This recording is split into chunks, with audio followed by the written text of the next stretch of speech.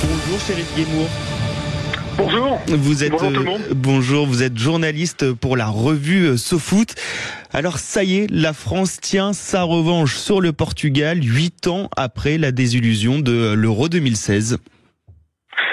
Oui, bon, c'était pas vraiment une revanche. Quand on se souvient de la finale, la France avait largement dominé. C'était plutôt un accident. Je veux dire, globalement, dans l'ensemble des rencontres entre la France et le Portugal, la France, je dirais, menait au point. Et puis, elle avait ce petit avantage psychologique qui faisait que, au moins pour moi, la France était légèrement favorite pour le match d'hier. Et 8 ans, ça passe très très vite, c'est déjà du passé. Alors oui, quelque part, oui, c'est une petite revanche, bien sûr. Quand même. Alors justement, c'est la question qu'on pose à nos auditeurs ce matin. Qu'avez-vous pensé de la performance de l'équipe de France hier soir? On a donné 3 propositions de réponses satisfaisantes, chanceuses, peu reluisantes. Il y a 75% de nos auditeurs qui disent que la performance de la France était peu reluisante. Est-ce que vous êtes d'accord avec eux?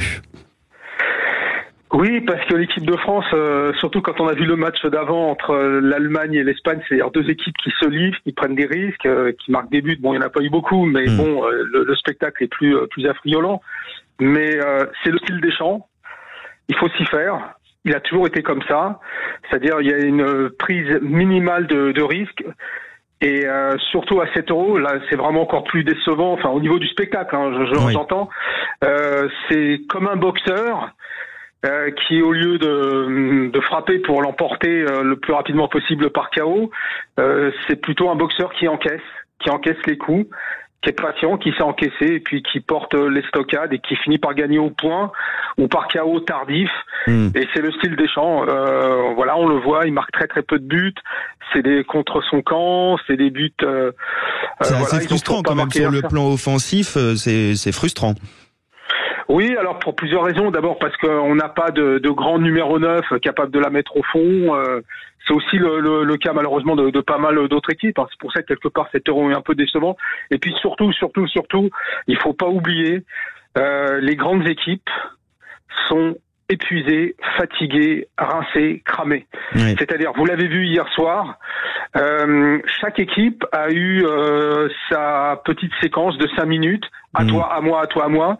C'est-à-dire que pendant 5 minutes, les Portugais étaient dans le camp français, et ensuite c'était autour des Français.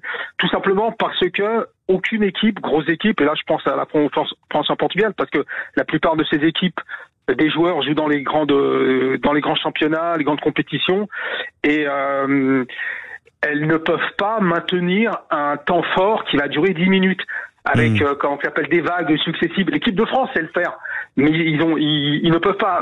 Regardez, Giroud ne rentre pas parce qu'il est rincé.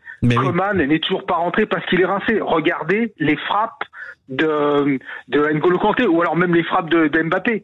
C'est pas des frappes surpuissantes. Chouameni, on sait que quand il décoche un tir de 25 mètres, ça peut être ravageur. Et c'est pas le cas. Et c'est pareil pour les Portugais. Les gardiens ont été très peu inquiétés, sauf à 2 ou 3 situations. Il faut bien avoir conscience que maintenant l'euro fait 24 équipes, avant c'était 16, et un euro dure 1 mois. Et tout le monde sait que c'est une hérésie. Voilà, c'est tout. Donc c'est très long. 1 mois, 1 euro, c'est très très long. Ouais. Il y a quand même quelques joueurs qui se sont illustrés hier, qui ont su faire la différence. Je pense notamment à Mike Maignan. Pour vous, c'est qui le joueur qui sort du lot sur le match d'hier? Malheureusement, c'est nos défenseurs et notre gardien, comme vous l'avez dit. Ouais. C'est-à-dire des joueurs. Mais c'est bien d'avoir une bonne défense. Attention. Bien sûr. Il y a des équipes qui nous envient. C'est comme ça. Malheureusement, on n'a pas les joueurs qu'il faut devant. Il y a des équipes qui sont mieux pourvues. Je pense à l'Argentine, par exemple, ou alors d'autres équipes. Mais regardez, même l'Angleterre, Bellingham, Harry Kane. Regardez comment ils sont fatigués. Qui peut nier que ce sont des grands attaquants? Ils sont à la peine aussi, c'est comme ça. Mais il faut vraiment en prendre conscience. Oui, c'est un peu l'état général de toutes les équipes. La prochaine étape pour les Bleus, ce sera mardi face à l'Espagne. L'Espagne qui a dominé l'Allemagne en quart, 2-1 après les prolongations. À quoi on peut s'attendre mardi soir? On peut s'attendre à une équipe d'Espagne qui prenne l'initiative du jeu, parce que c'est dans leur tempérament, c'est dans leur ADN. Et une équipe de France, là aussi encore, qui va attendre, comme on dit, dans son coin, à encaisser des coups.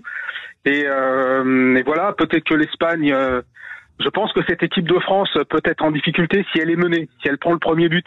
Or, ça n'arrive jamais. Enfin, ça va peut-être arriver. Moi, j'en sais rien. Je sais pas. On n'est pas Madame Irma, non. Voilà. Mais bon, la France est une broyeuse. Ouais. Qui détruit le jeu de l'adversaire. Elle le fait très très bien. Donc je souhaite bien du plaisir à l'Espagne, qui, ne l'oublions pas, sera diminuée avec les absences, les blessés et les suspensions. Espagne-France, ce sera donc mardi à 21h. Un grand merci, Chérif Guémour, d'avoir été avec nous ce matin sur Sud Radio. Je rappelle que vous êtes journaliste pour la revue SoFoot. Merci beaucoup.